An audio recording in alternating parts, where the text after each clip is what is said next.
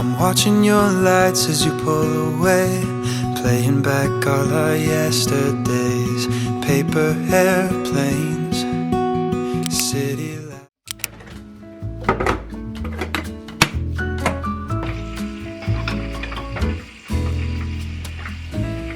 Good morning everyone. Welcome back to my YouTube channel. Today is a Friday. Today's vlog is going to be a really different and interesting one. I am on a set of nights starting from tonight. It is actually almost about to be 9 a.m. I'm working nights, that's why I've woken up late. I'm going to sleep again in the afternoon to get my body up and ready for my set of nights. A few days back I had put up a story on my Instagram asking you all if you want to do a Q&A. A lot of you send a lot of interesting questions and I'm going to be answering them throughout these set of nights. So I've taken you along with me previously in my other vlogs wherein they were come on a set of nights with me. I thought I'll add a twist to it and answer your questions as I go along these set of nights. These are my final set of nights for the year and I'm ending my year on a set of nights, which is fine. Someone's got to do these set of nights, so I'm doing them. I'm going to start making my morning tea. On today's itinerary of having tea, we're having milk oolong. How have you guys been doing? How's your 2022 year been? Mine honestly has been a bit of a roller coaster. Online you guys usually see all the highlights, but definitely there have been some lows this year, but overall it's been a good year. I've tried to make the most of it. I started therapy this year, which has been great. It's kind of helped me piece together my thoughts and how I feel about it, how I feel about myself, my own self-esteem and stuff like that. So that's been great. Talking about therapy, today's video has been very kindly sponsored by BetterHelp. I have worked consistently with them for the last 10 months and I cannot thank them enough for helping me take charge of my own mental health. BetterHelp is the world's largest therapy service which is 100% online. With BetterHelp, you can tap into over 25,000 experienced and licensed therapists who are there to help you for a wide range of issues. To get started, you just answer a few questions about your needs and preferences in therapy. That way, BetterHelp can match you with the right therapist from their network. Then you can talk to your therapist however you feel comfortable, whether it's via text, chat, phone call, or video call. You can message your therapist at any time and schedule a live session when it's convenient for you. If your therapist isn't the right fit for any reason, you can switch to a new therapist at no additional charge. With BetterHelp, you get the same professionalism and quality you expect from an in-office therapy, but with a therapist who is custom picked for you, more scheduling flexibility, and at a more affordable price. Talking about prices, I've got a discount code for you. You can use the discount code Dr. Mishra. I'm going to put the details here and in the description box, and if you use that, you get 10% off your first month. Thank you so much to BetterHelp for sponsoring today's video and for your support to the channel and its viewers to prioritize their mental health.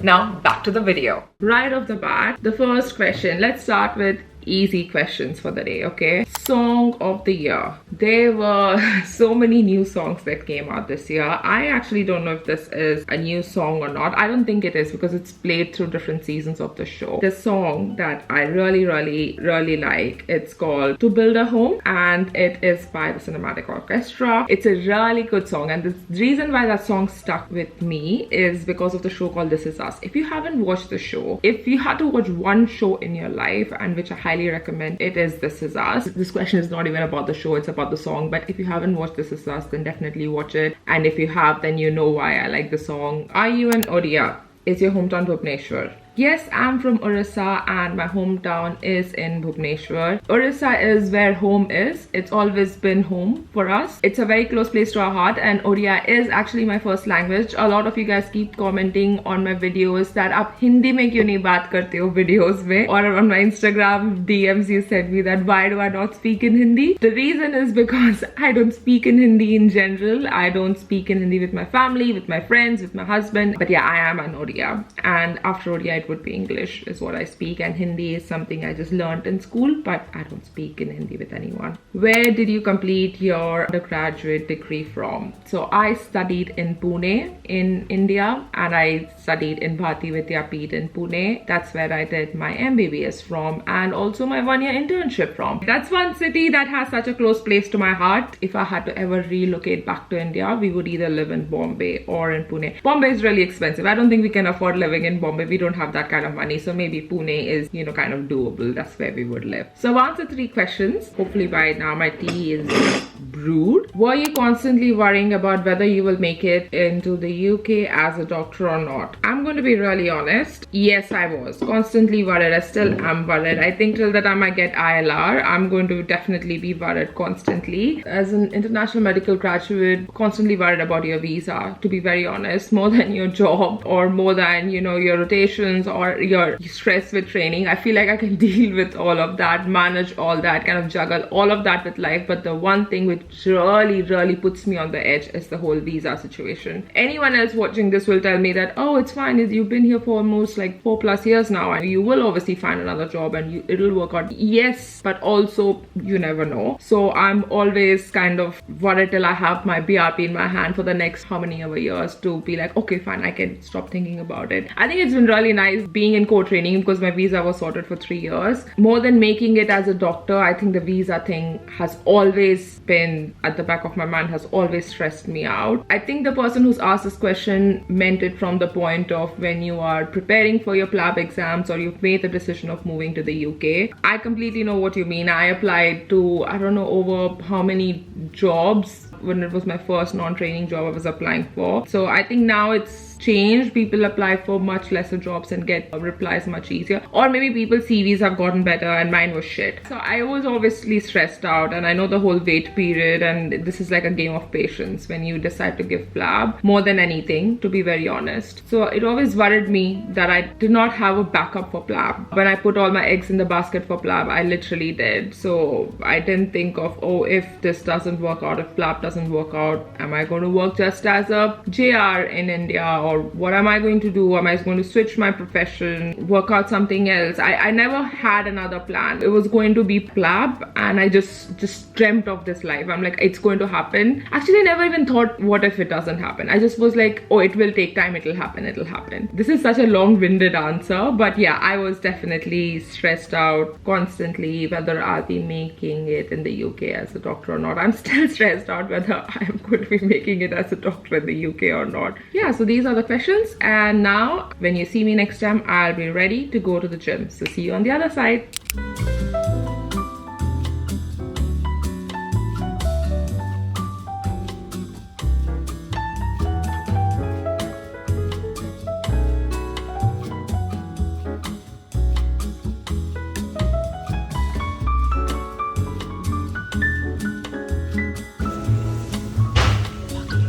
You know what? It was absolutely pouring when I was on my way to the gym, and now it's suddenly starting to get a bit sunny. But I thought I'll answer one question. So the next question someone's asked, my family lives in the UK, so do you think that would be the best reason for me to go for PLAB? So I think everybody has different circumstances. If you have family in the UK, well, then you've got a support system and support network, but that shouldn't only be the reason why you want to pursue PLAB. I think you should ask yourself that, where do you see yourself kind of living the next few years of your life, or in the near future? Obviously nobody can predict distant future, but you know what I mean. More or less, where do you see yourself living, the quality of life, the lifestyle that you want. If that fits what UK has to offer, then definitely can consider PLAB. Living in the UK is not getting cheaper. If the salary that is offered here fits your criteria, if work-life balance here fits your criteria, also if you're actually kind of motivated and interested in living in the UK, it might look all rosy on the outside, but there are struggles of being an expat, of being an international medical graduate. So if you're willing to, you know, go the extra mile, you have to consider a lot of things. So just having family cannot be the reason for you to be moving to the UK, but it definitely can be a big game changer because you sort of already have a support network here. I hope I've answered your question. I don't want to be making decisions for someone, that's why I'm being a bit vague, but I hope this kind of helps you make a decision.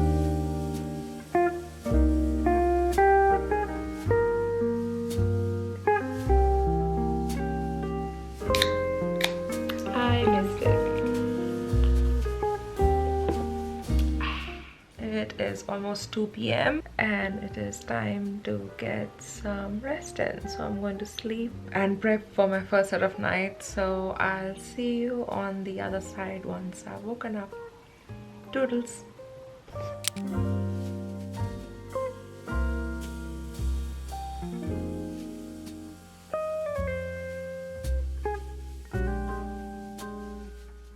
Alrighty, so it is almost 6:45 p.m. I woke up and as you saw, I was attending practice session. Now I am going to have an early dinner and just watch some light nonsense on TV to get in the mood and the zone for my nights. So I thought I'll just answer one question before I go and have my early dinner. So this question, actually I've been thinking about it a lot. The question was the one thing you did and you still regret. The one thing that I didn't do and I regret. There are actually a couple of things. Number one, something I've been thinking of is I did not start using sunscreen early in my life. I did not look after my skin, my body, my hair, none of it throughout my 20s, which I really regret. I think exams kind of take precedence when it comes to your health and it just takes a back seat, which has not been great. Yeah, so this is something that I haven't done. I think throughout my 20s, all the bad choices in terms of sleeping late, waking up early, eating not very healthy stuff, those weren't the right choices in terms of physical and mental health. So those are things that I've done and I regret. And the second thing would be I probably did not touch my creative side during my MBBS days. I wish I would have started a YouTube channel when I was doing MBBS. I think that is something, yeah, I have regrets about, that I had a lot of time and I did not utilize it to, you know, nurture my creative side. I actually thought of a third thing as well, which I have done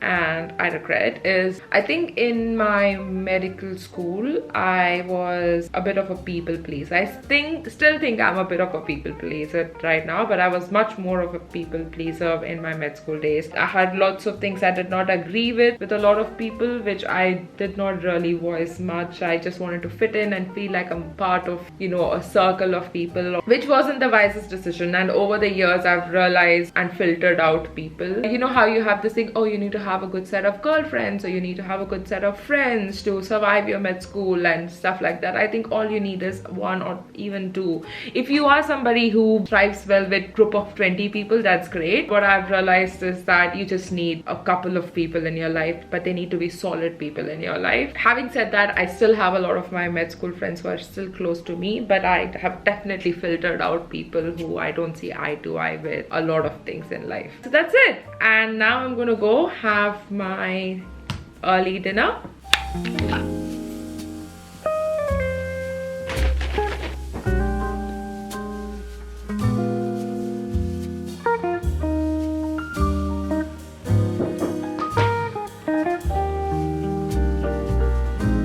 Maybe I haven't finished one of his lunch.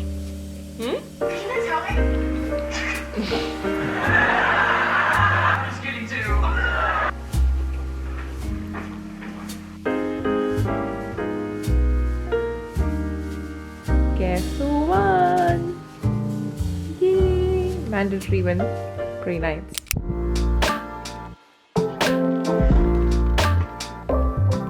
Alrighty, so I am here in the on-call room and I've taken the handover, just prepping a few things. In the meanwhile, I have made a cup of green tea for myself. I'm going to promise myself that this is final cup of caffeine. It's just dawned upon me that I'll be spending the New Year's Eve all on my own in the hospital. So obviously I'm working the next 3 nights. Means I'll be bringing in the new year by myself, which hasn't happened ever where I've been on my own. Technically I'm not on my own because I'm in hospital with patients. So yeah, it kind of dawned upon me, so it's going to be a bit lonely, but that's fine. We have got you guys, so I'm glad actually that I'm filming these set of nights. Something to look back on when I become a reg in the future, whatever that is, or a consultant, to be like, oh, this is what life was like in 2022. I brought in the New Year's working, and I'm just so grateful and glad that I have a job, and I quite like my job. I shouldn't be upset about the fact that I'm working New Year's Eve. Having said that, I thought I will just answer a few questions. What did you do in your MBBS that made your UK journey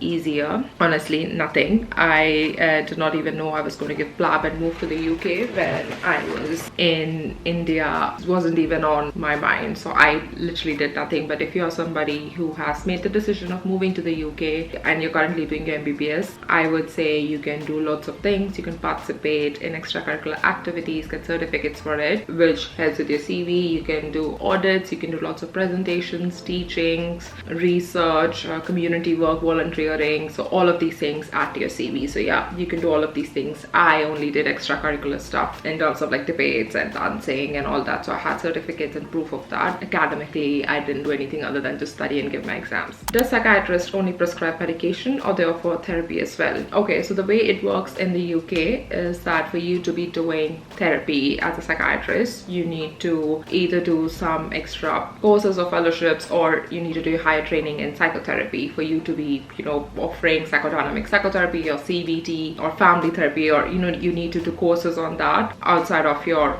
higher training or core training, unless you do higher training in psychotherapy. Yes, as a psychiatrist, basically you can be offering therapy. I don't know how it works in other countries. I don't know in India, after doing 3 years of PG in psychiatry, if you have to do extra things to be trained or skilled in a particular therapy, because it's not just therapy is an umbrella term. There are lots of talking therapies under the umbrella term of therapy. So yeah, you can be doing it if you're interested in it. I'm going to now get cracking with the jobs I need to do, and I'll take you along with me, and let's see how the night goes and if I can be filming much or not. It's 12:30 a.m. It's technically December 31st tonight. Alrighty, so it's 8:43 a.m. and I'm quickly chasing up a few bloods that I had to chase up on. Call the labs as well. I think there's a lag in processing the bloods. With regards to the night shift, it was alright. It was relatively stable. They kept me on my toes throughout the night. No point did I feel like it was too much. It felt alright. It was manageable basically. If we finish our training in the UK, will we be eligible to practice as specialist in India? If you finish your core training and then your specialty training and you get your CCT certificate, basically once you become a consultant, yes, it is valid in India. Obviously you need to have your license in India as well, which I'm assuming you would have if you've done your MBBS or you've done your MD or stuff like that. So yes, if once you complete your training here, by training I mean both core training and higher training, you are eligible to be practicing back home in India. So now I'm going to sit and quickly do the handover.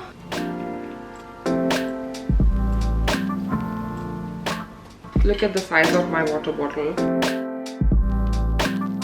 Thundering outside and it's literally so gloomy.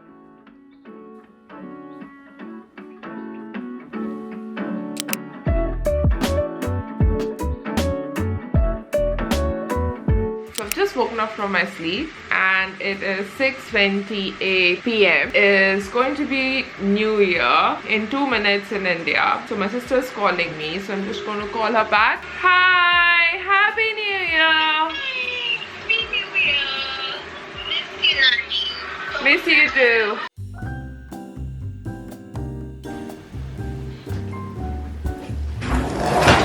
Shit! Oh, the whole thing was recording. Basically, a Christmas tree fell.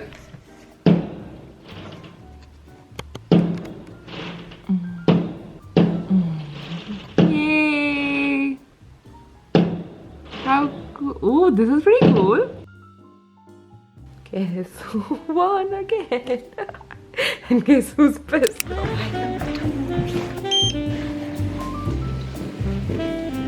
So the night number 2 has started. I can actually hear the fireworks in the background. I've had the handover and currently waiting for this new admission to arrive from A&E. In the meanwhile, I thought maybe I'll answer a few questions. Can we do 3 years of clinical training and be a consultant in another country? The only training that lasts for 3 years in the UK is GP training. GP training is not really established back home in India because there's not like a family doctor or GP kind of a setup. There are a few countries where it kind of might be acknowledged, which might be like maybe Middle East and Canada. I think even Australia as well, but not so much back home in India. So I am a junior doctor considering core psychiatry training. Could you please share experiences? Here I am sharing all my experiences. I'm taking you guys along with me on these set of nights. There are lots of videos I have filmed, which I will link up above here, and you can click on that playlist to watch them. I think if you are considering psychiatry, I think UK is a good place to consider psychiatry. I get to also have a good work-life balance wherein I'm not just completely completely consumed by my psychiatry residency. So yeah, in general my experiences have been good, but also there have been times where I have struggled as well in my training. What is the one thing that you don't like about living in London except missing family? I was actually going to say I miss my friends and family. One thing that I don't like about living in London is how expensive it is. London is really expensive. We always have these conversations about whether we see ourselves living in London long term, or do we want to move to a smaller place outside of London or to a smaller town. But then obviously what London has to offer, the smaller places don't have to offer, but what the smaller places have to offer in terms of the peace and the calm and the nature and the countryside, and obviously not that expensive, is what London doesn't have to offer. I mean, I'm gonna make myself some tea and I'll see you on the other side.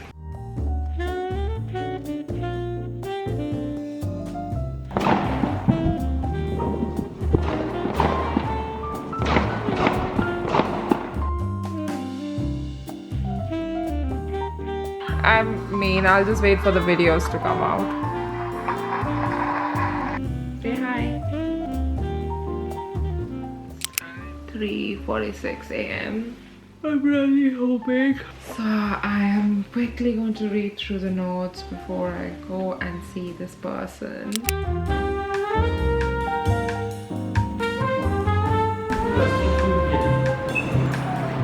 Yay! Happy New Year! Happy New Year! Who came to meet me? Oh, he's doing performance and all.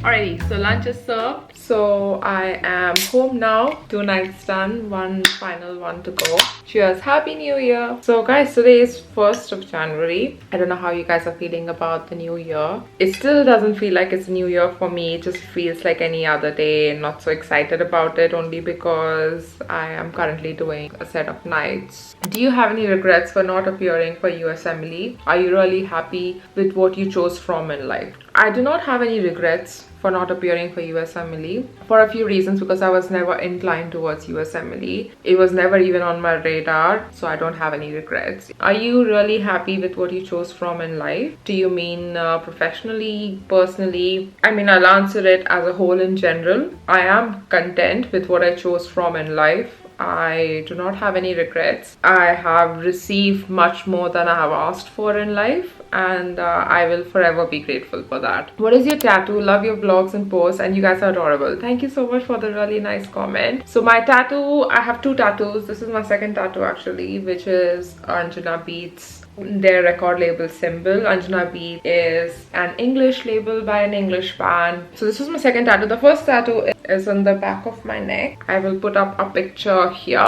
So this was my first tattoo. What were the key deciding factors for you that made you go for PLAB instead of NEET PG? Basically, long story short, I, after internship, started preparing for NEET PG for a few months actually. I never really was very much focused, and in those few months kind of realized I don't want to do this. Key deciding factors which made me during that period choose PLAB over NEET, that obviously I would get the chance to go and experience life in another country. 2, the country being UK, and I always found it fascinating. I had never ever stepped outside of India. My first ever international trip was actually to give PLAB exams when I came to UK. So it always fascinated me to see what life would be like in another country and what healthcare would look like in another country. I'm being very honest, this is the first bit that really excited me. But the second exciting part was that I did not kind of understand the long working hours in India. I think we are all humans, and just because you're a doctor, I don't see a reason why you should be working tirelessly without any break for so many hours. It doesn't give you like flexing rights or whatever. That whole toxic environment back home in India in terms of the residency and also post-residency, unless you have your own private practice, or you're going to be working in a government setup, maybe join a private hospital, still there's no boundaries in terms of your work. I like my life to be boundaried, and I like to separate my work life from my personal life, to my hobbies, to interests. They are different sectors of my life. Obviously sometimes they kind of overlap, but having said that, it's very crucial for you to separate different segments of your life. And the reason I'm saying that is because a lot of the times I've seen back home where people make their job their identity. I absolutely love traveling. I love traveling because it really re-energizes me, and it also makes me feel so small in this big world. Yeah, so the whole aspect of being able to travel while I'm young. So I wanted to be able to experience everything while I am young, relatively young.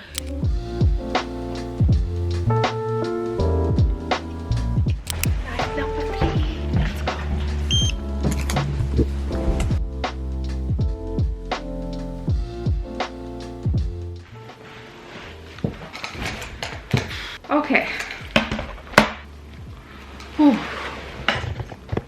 So it is almost there, and it's been go since the time I've taken handover. I need to breathe a little. I literally, my green tea which I made at 9 p.m. has gone cold now. Things are a bit sorted and settled in, so I can start typing away all the things I've seen and done. But yeah, this is night number 3. This is the final night in my series of on-call New Year Eve night on call with me. I don't know why am I doing this, but as you can see and tell, I'm very excited to finish these nights. I think I'm going to put this on charging, and I'm going to make myself another cup of tea, and then I'm going to sit down and answer a few questions while it's peaceful.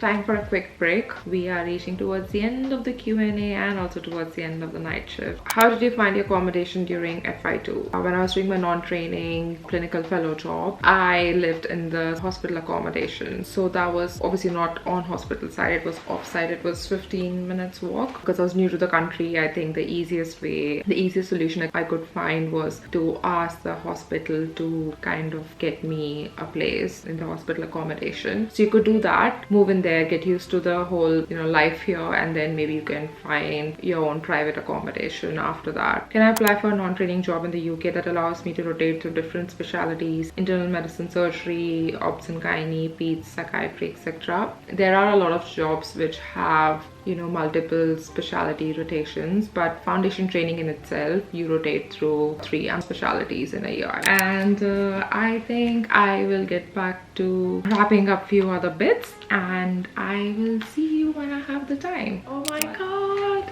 it's morning and it's 8:31 a.m. and the shift is almost about to finish, so I'm just typing out the handover, and I cannot wait for the nights to finish, for me to finally feel like, oh, it's the new year. I can feel it. I can feel the excitement. I can feel what everyone else was feeling, and all the emotions, and putting it up for the last few days on social media, and when I was speaking to my family as well, everyone was so excited about New Year's, and now I feel like, oh yay, it's a new year, because it finally feels like one and I don't have to be working. So I will see you on the other side. It is blue sky. It's gonna get brighter. I am so excited. We finishing off.